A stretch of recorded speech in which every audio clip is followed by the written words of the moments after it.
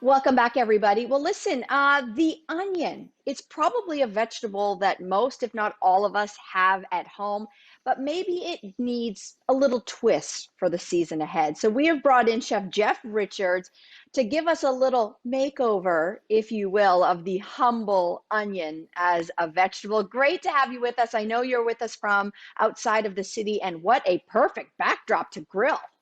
I know, right? I'm very fortunate to be out here, and it's nice to see you both. Thanks for having me. Well, thanks for being here.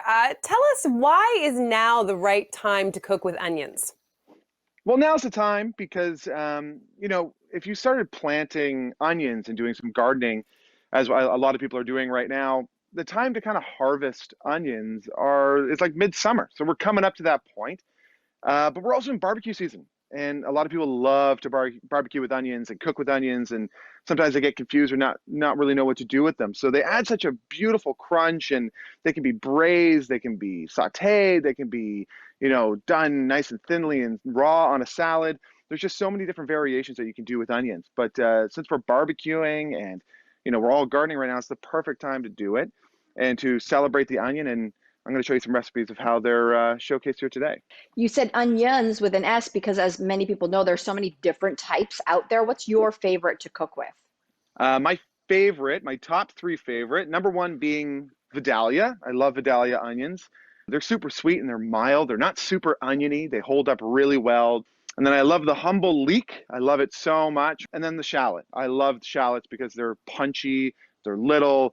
You can do so much with them. You can roast them whole. You can, chop them up raw and put them in like a guacamole. There's just so many things you can do with them. Let's start with the shallot, because you have a dish that is called watermelon roasted shallot salad. It sounds delicious. What goes into this? Yeah, this is a very easy recipe. So basically what you want to do is you want to take your shallots, you want to peel them, and then just pop them in the oven at like 350 for 25 minutes, nice and whole, and roast them out, and just let them go. And then while we're doing that, we're going to wash our arugula, chop our watermelon, our tomatoes, and have some mint picked, and slice our green onions into rounds. When the shallots are done and you bring them out of the oven, just give them a quick slice, any which way you want, nice and thin or chunky, doesn't matter. Toss everything together except for the green onion and the feta. We leave that to the end. And then right at the end, we dress it all up, and then we sprinkle our green onion and our feta all over top. And it's fantastic. It's fresh. It's crunchy. It's really, really good. The next one sounds amazing, especially if you've got access to a barbecue or a grill. These are rosemary barbecued leeks. I want to see this one. This is my favorite. This is my favorite way to do leeks. So it's very, very easy. You have your grill preheated on a medium high, ready to go. And you want to take two pieces of tin foil and you want to shingle them over each other.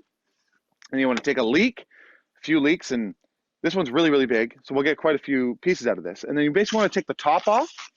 We don't like the top. It's very, very woody. So you don't want to use that. And then you want to kind of like take them into nice big chunks, like so, removing the bottom part as well.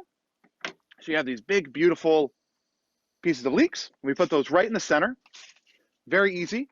Take some butter, some fresh butter, or margarine, whatever you have. Get some dollops inside the leeks there. And then I have some sliced lemon, very simple. Some crushed garlic in in its skin. That's totally fine. There's no point in peeling. Just pop those in there. And some rosemary, very delicious, simple. Some salt and pepper. And it's very easy now. So all you want to do is you want to bring the corners together. And you want to make a little sachet.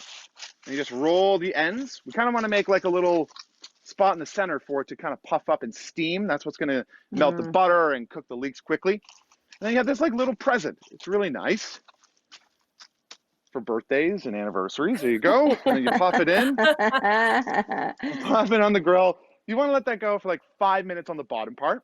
And then when that's done, that gets all the butter melted and gets everything becoming friends. Then you want to take it and pop it on the top for about 20 to 25 minutes. And they come out super soft and buttery and delicious. They're fantastic. I mean, listen, those chunks were so significant. I could see that as an entire meal for a vegetarian like me, but what would Right? you pair that with? Oh, they're fantastic just with some steak or a little bit of fish. They're so versatile. But they're just a great like in a bowl in the center of the table that everyone can kind of pick through. because they're so soft and tender, you're absolutely right. It would be a great dish for a vegetarian or a vegan, without the butter, obviously. But yeah, they're fantastic. Chicken and fish, phenomenal. So, Jeff, we've been making a lot of grilled cheeses in our house. My son really likes them, but he's a little bit apprehensive about onions. But I feel like this next dish, I could convince him to marry the two. You call this your Mhm. barbecue French onion grilled cheese sandwich. So, how do you make this at home? And tell us why my son will love it. Yeah, I love this dish. It's an homage to the French onion soup. So instead of just using some like pieces of bread or whatever, just because we were doing it on the grill, we want it to be a little more sturdy and ready to go. You buy a big French loaf. So you want to get like a nice big loaf of bread, and you want to cut it open like a big sandwich. So that's what we're doing. We're making a big, big sandwich, and you want to put some mozzarella and some Swiss cheese in there, or Gruyere if you really want to get like French onion soupy there. And then you take some onions, chop them up nicely thinly, some Vidalia onions there, and get them all nicely thin. You want to cook them on a medium low heat for about an hour. So you want to get nice and soft, a little bit of color on them, get them nice and caramelized. And then you open up the sandwich and you put those onions on with that mozzarella and the Swiss cheese, and fold it up. And then you want to take it to the grill on like a medium high heat. Just, it's bread, so it's going to burn. So you just got to make sure you watch it. And you want to brush the outside of it with some melted butter and some dried thyme, cayenne, garlic powder. And you kind of want to brush the whole outside. And you want to let that go for about 15 minutes, just keeping an eye on it, making sure it doesn't get burnt. There's a difference between burnt and like charred and color, right? So we want to make sure we have a nice color on the bread. And then right when you're about to finish it, treat it like a panini and just crush it down. And that brings everything together. So every bite has onion, Mm. every bite has cheese. Chop it up any which way you want, but they get these big, beautiful, crunchy outside and melty and gooey on the inside. It's phenomenal. Mm. Okay, so for those out there who want to really stock up and have onions for a while, what is the best way to store them? And is there anything you shouldn't do? Yes, you shouldn't put them in the fridge. Do not put your onions in the fridge. They will get wet and then they'll get moldy. You really want a dry, firm onion. You don't want something that's wet and it's kind of going to get moldy and gross after a while. But what if you've only used half of it? If you only use half of it, just make sure it's peeled and it's wrapped in some saran wrap, and then just put it in the fridge and just use it quickly, because then it gets really onions will start to smell up your fridge. Then everything kind of like smells like onions and tastes like onions. So just make sure they're wrapped tightly in saran if you're doing like a half of it, and then use it up as quickly as you can, because it'll also go moldy as well quickly. But if you want to keep onions for a long time, keep them in a cool, dark place. Or the best trick is, I know that we're all harvesting onions right now because we're doing gardening. And if you have a copious amount of them, the best way is to get like a container and do a layer of sand. I know it sounds weird, but a layer of sand on the bottom. And then you want to keep your onions in there, like a few inches apart, and then add more sand, and then do another layer of onions a few inches apart and cover in sand.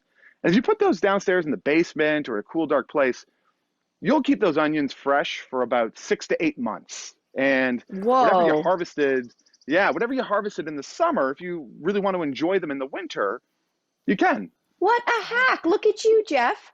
Hey, these are so cool. And you make it look so easy and accessible, which is perfect for someone like me. So I know what I'm having for dinner, something with onions. Hey, Jeff, thank you so, so much. And great to see you Thanks. out there, just making us pine for the grilling season ahead. And everybody, if you'd like any of these recipes from Jeff Richards, don't worry. We're going to put them all up on our website, thesocial.ca, after the show. We'll be right back after this.